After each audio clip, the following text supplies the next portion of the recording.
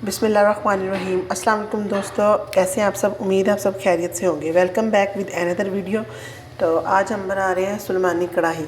तो सबसे ज़्यादा तो जो मेरे क्लास फेलो हैं ये उनकी फरमाइश और मेरे टीचर्स की फरमाइश पर, क्योंकि वो कह रहे थे कि इस रेसिपी के जो मेन पार्ट है वो बता दें और काइंडली एक दफ़ा बना के तो हमें दिखा दें। तो सबसे पहले करना ये है कि सुलेमानी कढ़ाई यानी कि अलग तरीके से बनती है और इसमें ऑलिव्स यूज़ होते हैं और ऑलिव्स ऑयल यानी कि यूज़ होगा। तो सबसे पहले हाफ़ कप ऑलिव ऑयल ले लेना है हमने और उसको अपनी पतीली में या पैन में जिस जगह भी आपने बनाना है वो ले लेना है।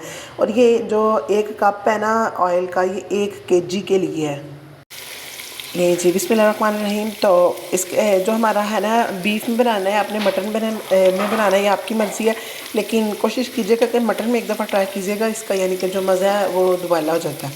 अच्छा, 10 मिनट के लिए हमने अपने गोश्त को उबाला है, यानी कि अभी फुल नहीं उबला लेकिन इतना कच्चा भी नहीं है। 10 मिनट के लिए हमने गोश्त को उबाला है और 1 कप ऑलिव ऑयल में हमने ये डाल दिया है गोश्त अपना।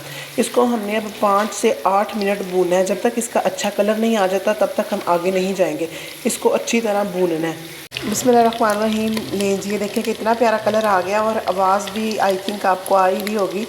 तो इस स्टेज पे आके जो हमारा गोश्त है बिल्कुल तैयार हो गया है, यानी कि बिल्कुल हमने इसे भून लिया जितना हमें चाहिए था।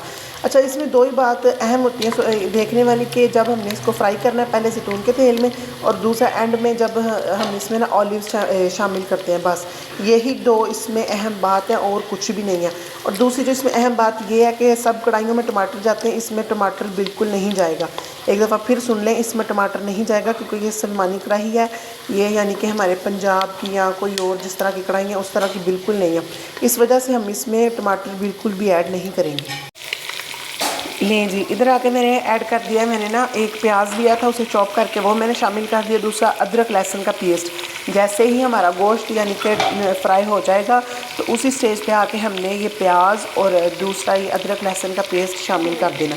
बिस्मिल्लाहिर्रहमानिर्रहीम। ले जी, क्योंकि ये सुलेमानी कढ़ाई है तो बेसिकली जो हमारे यहाँ यानी पंजाब में या पंजाब के मुख्तलिफ़ इलाक़ों में जो कढ़ाइयाँ बनती हैं तो वो ज़्यादातर स्पाइसी होती हैं और नमक मिर्च ज़्यादा होता है और भी मसाले ज़्यादा जाते हैं।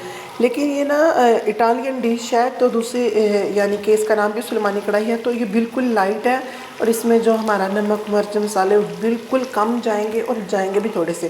फ़र्स्ट ऑफ़ ऑल तो हमारे पास हाफ़ टेबल स्पून, इसमें मैं फिर बता रहा हूँ 1 kg हमारी कढ़ाई है और हाफ़ टेबल स्पून इसमें जाएगा हमारा नमक। हाफ़ टेबल स्पून इसमें हमारी जाएगी कुटी लाल मिर्च। कुटी लाल मिर्च नहीं है यानी चिली फ्लेक्स नहीं है तो आप पाउडर भी यूज़ कर सकते हैं, नो इशू। और उसके बाद 1 टीस्पून इसमें हल्दी जाएगी, क्योंकि हल्दी की वजह से हमारी यानी कि जो कढ़ाई है, जो हमारी हंडिया उसको रंग आता है, यानी कि जो भी हम चीज़ बना रहे हैं। तो सिर्फ थोड़ा सा टेस्ट को टच देने के लिए हम सिर्फ 1 टीस्पून इसमें ऐड करेंगे। हाफ़ टेबल स्पून इसमें लाल मिर्च का पाउडर है, हाफ़ टेबल स्पून इसमें नमक है और जो हमारी हल्दी है वो 1 टीस्पून जाएगी। अब ये हम ऐड कर देंगे। ऐड करने के बाद 2 या 3 मिनट भूनेंगे। अब माशाल्लाह देखें कि इसकी लुक कितनी प्यारी आ गई। ये हमारा प्याज और वो अदरक का पेस्ट है।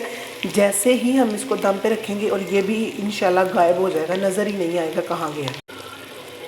बिस्मिल्लाहिर्रहमानिर्रहीम। तो माशाल्लाह जी देखें कि इतना प्यारा कलर आया। और दूसरा इसकी जो निशानी है ना, अब गोश्त हमारा पहले भी हमने उसको बॉईल किया हुआ था तो उससे हमें कोई इशू नहीं है कि वो कच्चा होगा। अच्छा, इसका जो ऑयल था ना, इसमें जो ऑलिव ऑयल हमने यूज़ किया था वो देखिए ये ऊपर आ गया। ऊपर आ गया जब हर जो हांडी होती है उसका यही या कढ़ाई या जो भी है ना, जब उसका ऑयल ऊपर आ जाए तो बेसिकली यानी कि वो बिल्कुल तैयार है। इसका ऑयल ऊपर आ गया तो जैसा हमारा प्याज और आपको पहले यानी कि थोड़ी सी देर पहले नज़र आ रहा था जो सब कुछ, तो वो भी सारा यानी कि हमारा गल गया और इसमें शामिल हो गया। अच्छा, जो प्याज है वो इसमें ऐसे होता है जैसे यानी कि हमने ना क्रीम ऐड की है। इस स्टेज पे आके ना आपने 4 या 5 टेबल स्पून दूध की मलाई ऐड करनी है इसमें। जैसे ही आपका ऑयल ऊपर आ जाए 4 या 5 टेबल स्पून इसमें दूध की मलाई ऐड करनी है। मलाई ऐड करने के बाद हम इसमें ऑलिव्स यानी कि ऐड करेंगे। ऐड करने के बाद हम फिर इसे 2 या 3 मिनट के लिए दम देंगे। तो फिर हम यानी कि आपके साथ शेयर करेंगे इसके फाइनल लुक।